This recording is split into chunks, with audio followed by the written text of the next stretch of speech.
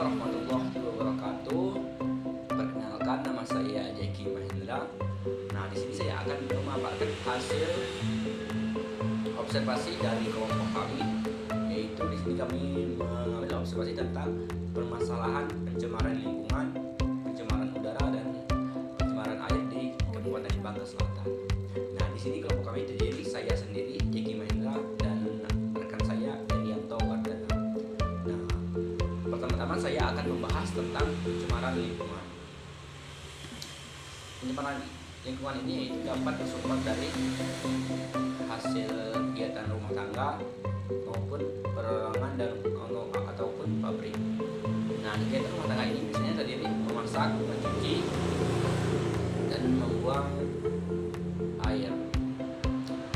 Limbah organik bisa terdiri dari sayuran dan sisa-sisa makanan lainnya. Limbah organik ini itu dari botol minuman, hasil dari plastik maupun yang lain-lainnya.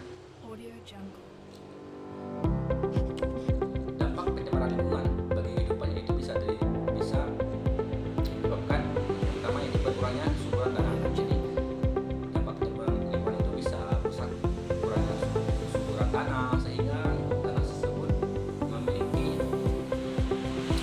efek yang kurang bagus atau kurang subur jika tercemar oleh pencemaran lingkungan ini. Nah, yang kedua itu terjadi pembakaran inti, dan ketiga ini terganggunya keseimbangan lingkungan, dan keempat itu punyanya berbagai spesies flora dan fauna. Jadi ketika pencemaran menjadi kerusakan, maka teman-temannya bisa menjadikan punyanya berbagai spesies flora dan hewan dan tumbuhan. Nah, mereka untuk materi selanjutnya akan dijelaskan oleh saya, yaitu dari Tuhan dan Baiklah, di sini saya ingin melanjutkan materi selanjutnya. Materi selanjutnya yaitu pencemaran udara. Pencemaran udara adalah pencemaran pelepasan polutan ke udara yang membuat lingkungan menjadi rusak dan dapat membahayakan makhluk hidup di sekitarnya. Polusi udara merupakan masalah lingkungan yang paling serius yang dihadapi manusia pada saat ini.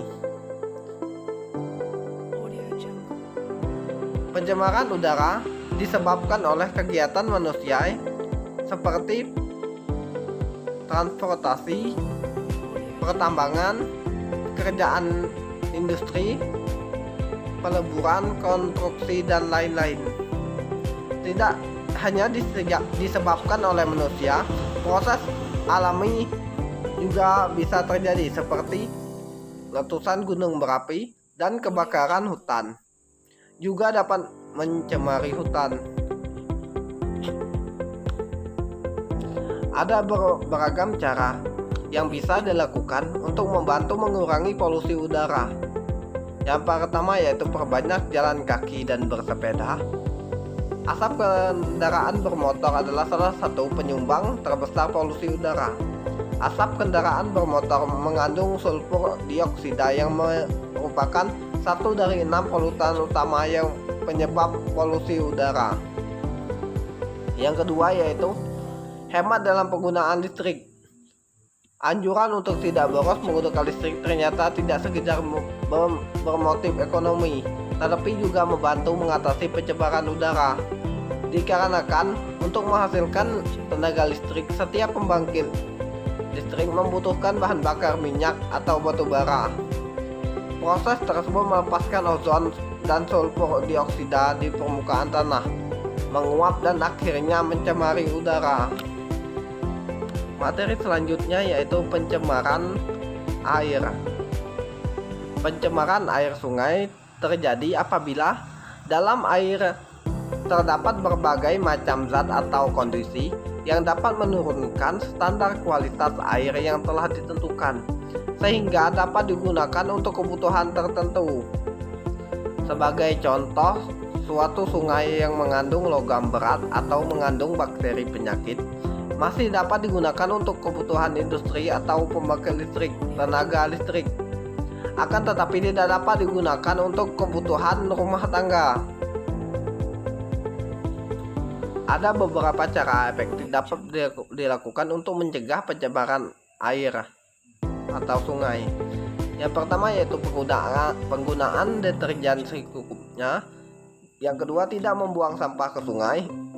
Yang ketiga yaitu penggunaan pupuk dan pestisida secukupnya. Yang keempat yaitu setiap industri atau pabrik menyediakan instalasi pengelolaan air limbah atau IPAL. Yang kelima yaitu reboisasi. Yang keenam yaitu pengomposan sampah organik. Yang ketujuh yaitu pendaur ulang sampah anorganik. Nah, baiklah, sekian presentasi dari kami. Apabila ada masalah kata kami mohon, dan Allah kami mohon